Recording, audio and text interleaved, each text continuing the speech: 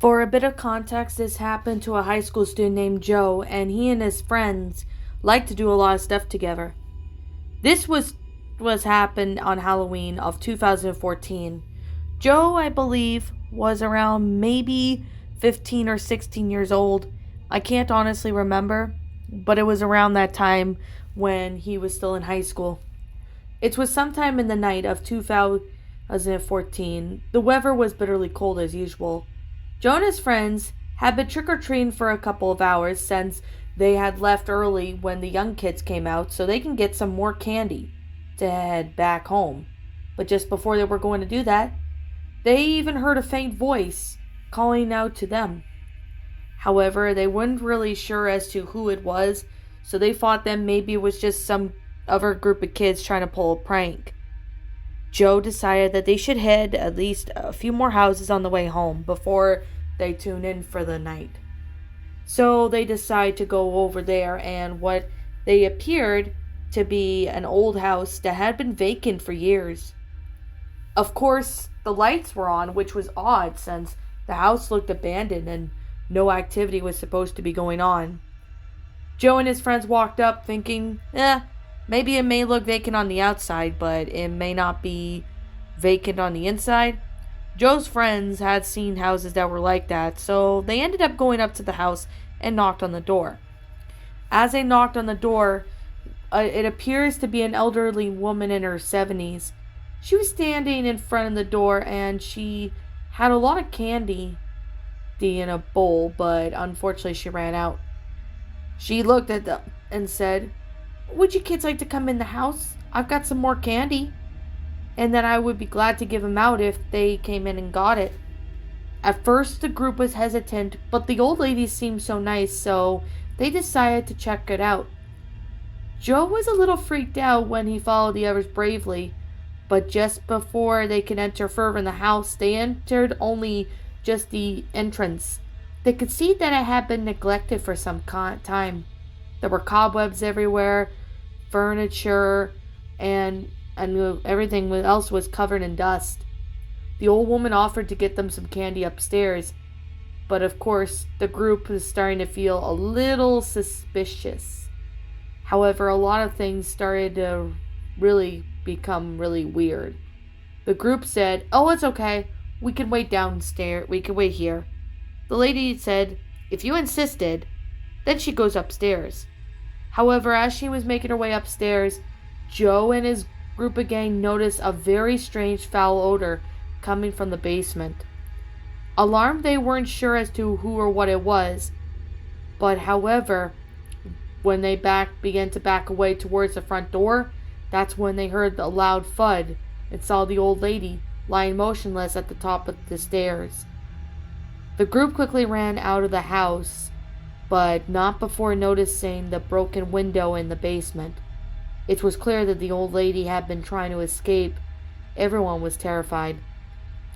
Of course, the group ended up reporting it to the authorities, and of course, when the police arrived at the house to try and see if the woman was there, of course, there was no woman, and in fact, the house had been very vacant for years, and nobody was supposed to be in there at that time.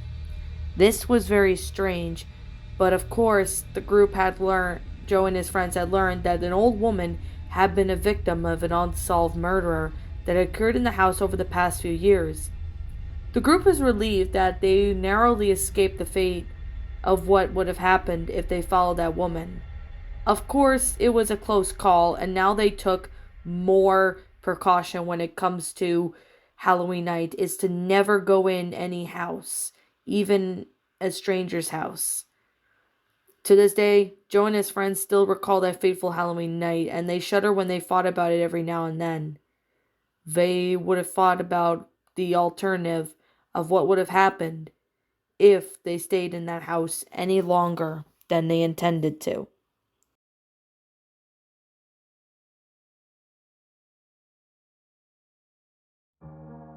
So this happened to another high school student named Brandy, and she was in sophomore in Halloween of 2010.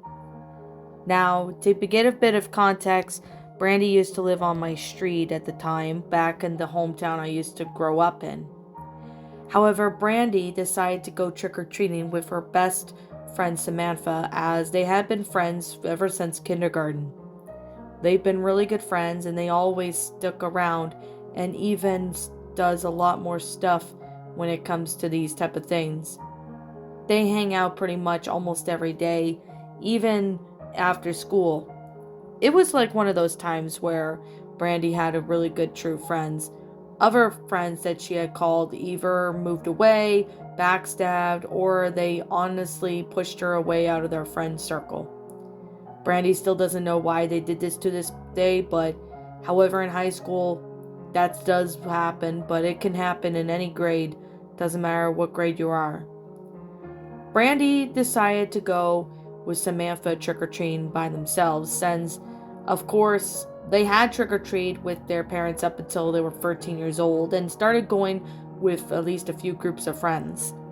However, this time Brandy's parents and Samantha's parents thought it'd be okay for the two of them to go trick-or-treating by themselves, as long as they followed certain rules, like don't go in people's houses, don't eat the candy until they get home, etc. They had been following these rules, and it had never been a problem. So on Halloween night of 2010, that's when Brandy and Samantha went out around 6 o'clock.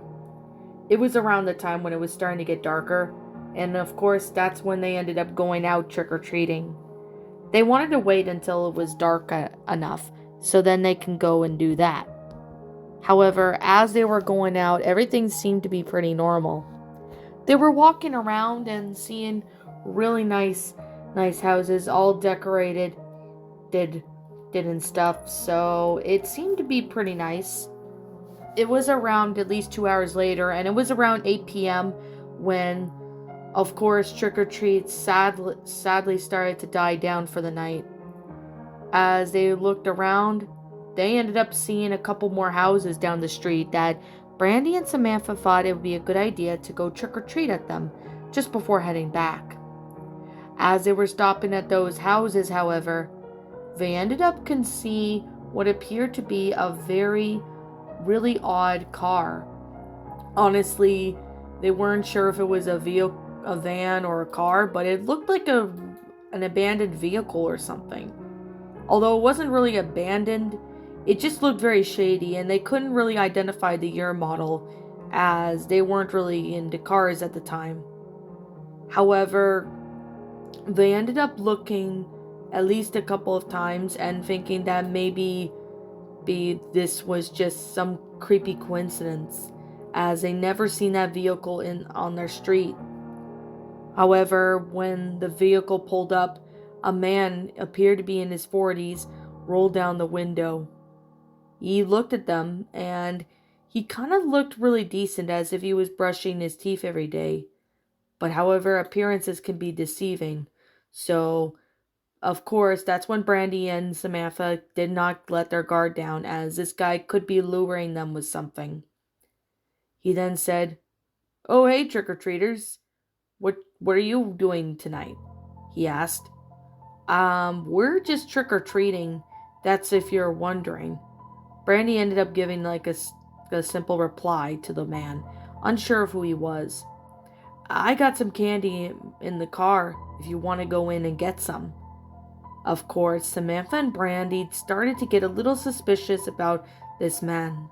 Of course, they learn about the stranger danger and know that this is actually one guy's attempt to see if he can kidnap them. But before the man could do anything, what happened to be someone's coming out of their house, which of course that's the house Brandy, along with Samantha, were about to stop for trick-or-treat. As soon as that person came out, they weren't unsure as to who it was, but the man took off down the street, disappearing into the night. Brandy and her friend walked up to the house and got the candy, but of course the woman who was handing out the candy explained that this man had been kidnapping a few kids in the past, and almost every Halloween night.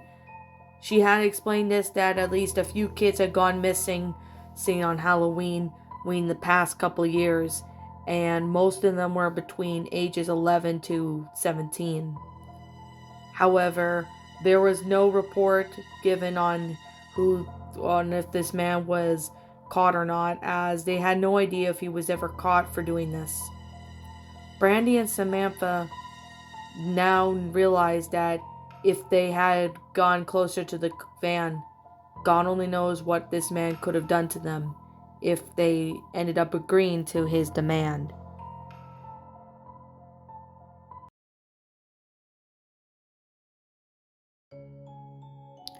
So this took place on Halloween of 2016, and this happened to one of my friends who had a really nice decorated house for Halloween.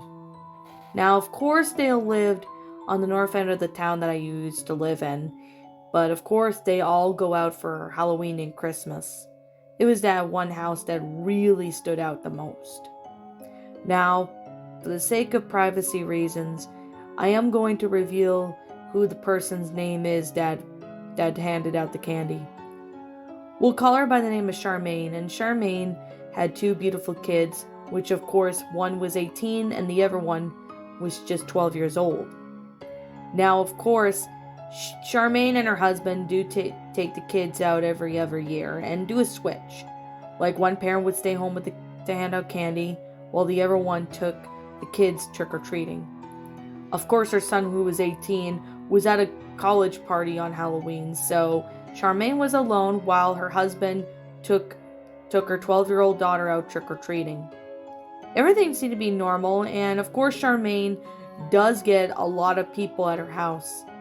Almost every year they get at least 40 to 50 kids, so she bought a lot of candy and went crazy on that Halloween. Of course, everything seemed to be going normal, and of course, that's when everything started to go quiet because of the fact that it was a school night. Charmaine was waiting for her husband to return home with their daughter. While she was getting everything ready, packed up so she can head to bed for the night, she all of a sudden heard another knock on the door. At first she thought that it could have been maybe a couple teenagers and adults trick-or-treating, as it was around the time where some teenagers and adults were still out trick-or-treating. She opened the door, and what she saw was really unexpected. It appeared to be a person who was wearing what seemed to be a Jason Voorhees costume. It seemed very detailed to the Friday the 13th movie, and she honestly was quite surprised and amused by how well it looked. It looked like it might have been bought from Halloween Spirit because of how expensive it looked. The guy seemed to be nice.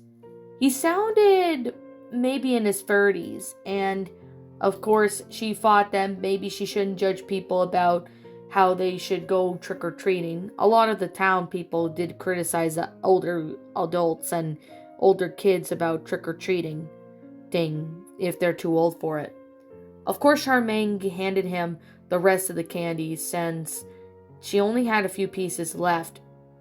Of course, the man thanked her and said to her that he doesn't live too far from where she lived, and thought that she would stop by a few more houses before he headed home. Of course, she thanked him, and everything went normal after that. However, it wasn't until the next day when Charmaine's daughter was dropped off at school, but when she came home, of course, her husband was at work, so everything seemed to be normal after that. However, it wasn't until maybe an hour later after dropping off her daughter when she got a knock on the door by the police. She ended up opening the door to reveal there was two policemen. Of course, they had asked her a few questions saying she wasn't in trouble, but they wanted to ask her something. Of course, she was confused as to why the cops were there and asked if there was some issue going on in town and that if she needs to keep an eye out for it. Apparently, two policemen said, "Do you know this person?" The picture they had shown was a picture of the man, but she didn't recognize him before. However, another photo, though the police shown, was the Jason Voorhees costume. Honestly, she felt her heart sank into the pit of her stomach, realizing that guy was Jason Voorhees when he had visited her the night before. Honestly, she ended up not knowing that that was the same guy. It honestly made her feel drained, wondering if he had something planned, then it probably wasn't good. Of course, that's when the cops did a search around her neighborhood, but of course they arrested him at least a few hours later. It was later revealed that he had been breaking into people's houses, and of course he attempted to steal their jewelry and rob people and hurt others. Honestly, since that man had been arrested and sent to prison, Charmaine has no idea who this person really was. After she told her husband about this, they are now being more careful of their surroundings, especially to those on Halloween night.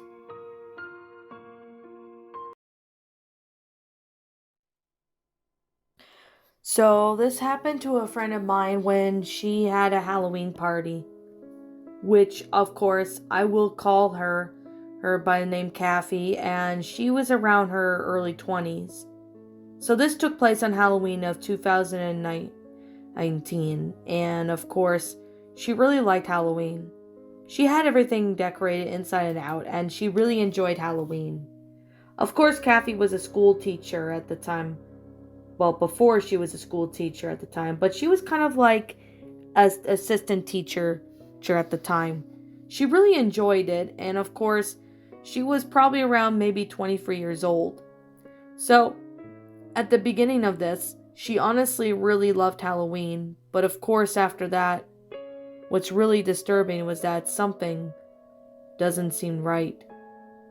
But what I mean by that is that it's getting a little bit more closer, so there's a bit more explanation to that. So, Kathy was about to get ready to hand out candy, but however, while she was in the middle of doing that, she ended up looking over the window to see that there was someone wearing what seemed to be a Michael Myers mask. Of course, she honestly didn't know who this child was, but of course, she ended up going to the front door to see if he was still there. Surprisingly, he wasn't there, and that was actually quite shocking. She thought at first that it could have been maybe just some teenagers pulling the prank, so she went back in the house. However, that was around the time when the kids started coming out, and she handed out candy and waited for the guy in the Michael Myers costume to show up. But that person in the Michael Myers costume never came. And she honestly wasn't so sure if he was still there or not, so she waited for a little bit just to see. But of course, after waiting what seemed to be a while, there was nothing there. Of course, she ended up deciding to contact the authorities about the person wearing the Michael Myers costume, asked if it was a missing child or missing person, but they honestly couldn't find anything in their records about it. However, that was when at least around close to midnight, when Kathy was just getting ready for bed, she ended up looking outside to see that there was the boy in the Michael Myers mask standing just a few inches from the door. She freaked out about it and went ahead to call the authorities, but by the time the cops arrived, there was no boy in the Michael Myers costume there. It honestly still makes her wonder if whatever she experienced that day was paranormal, or was it really someone trying to mess with her? Nothing like that has ever happened since, but she still wonders to this day if this was paranormal or not, or possibly maybe somebody was just doing it for a prank. However, where she was at the time, not a lot of people pranked her on Halloween, ever since 2018 Halloween, when she had threatened to get the law enforcement on a group of teenagers who tried to steal some of her Halloween stuff. So since then, nothing like that has ever happened. But she would like to think what she experienced that day was completely paranormal.